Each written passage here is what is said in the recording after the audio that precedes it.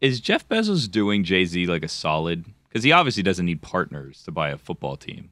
Like, what is it just for star power? What is the? Well, Jay-Z does need partners. Jay-Z no, needs I know partners, he does. Jeff Bezos doesn't need any. Yeah, but I imagine it's the same reason that the Walton family has Lewis Hamilton involved in the Walton family does not need help from anybody. They could buy the Broncos cash. There is sort of I think the NFL is trying to at least optically get better about diversity. And so I would imagine if you can put together a bid that includes diversity, then I imagine it's viewed more favorably by the league. Matthew McConaughey also reportedly has joined that group, and I'm always suspicious of the big public groups.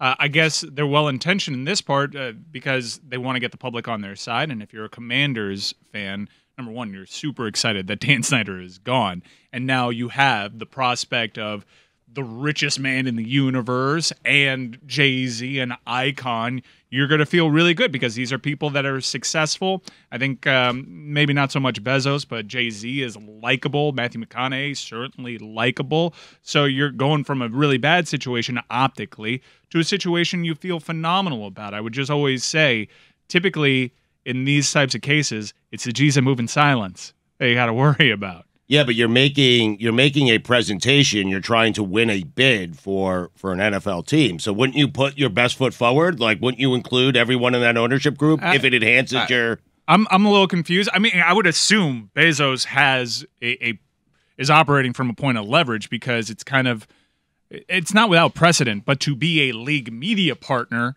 I mean, he was sitting right next to Roger Goodell and.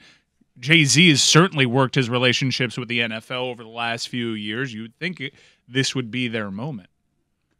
The Jay-Z move, you can only get through those particular bejeweled doors if you're willing to make some compromises, as he has had to make being used as a bridge on the Kaepernick stuff to a new NFL that's going to be welcoming and warm to minorities, lest you think this man has money, Jay-Z, obviously. But he doesn't have $6 billion. He does not have this money. He and his wife might have something close to this kind of worth. I don't know totally. There aren't a lot of people in the world who have this kind of worth, but Jay-Z, I think we can all agree. Jay-Z's net worth, you can only, I mean, Google's not the most dependable when it comes to this.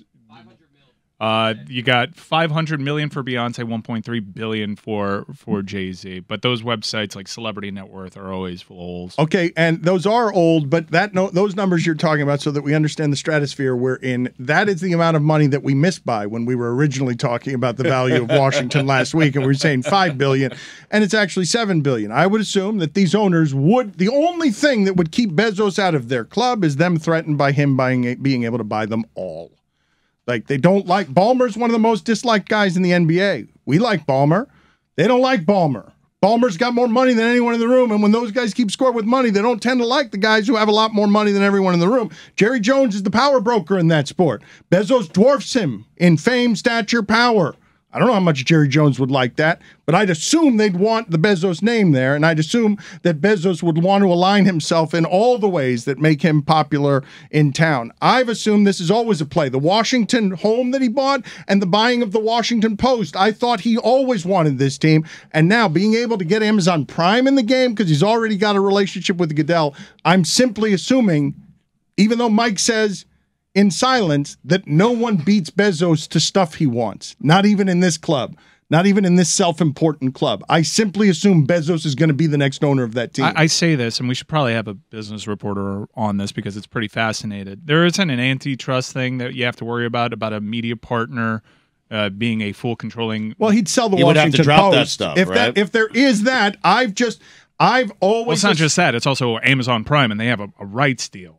Like you can see a scenario in which that's not a good faith negotiation. If I'm one of the league's media partners, if I'm ESPN, CBS, Fox, I'm a little worried about letting Jeff Bezos have control of a team because how are my negotiations? Well, how about Bezos, who joins the book business in order to take over commerce? What's stopping Bezos from coming in the room and dragging all of those guys? Because he wants everything for himself. He wants everything to exist on Amazon, where you can watch a football game on Whole Foods at Amazon, like sitting in aisle 3, because he owns everything. But to Mike's point, can you be an owner of an NFL team and be a media partner of the NFL? I don't know how that works. When I said it's not without precedent, I know in Major League Baseball, which has several antitrust exemptions that are easy to find, Disney did own the California Angels at one point before selling it, and they had a media rights deal with Major League Baseball, but I don't know how it works with the NFL.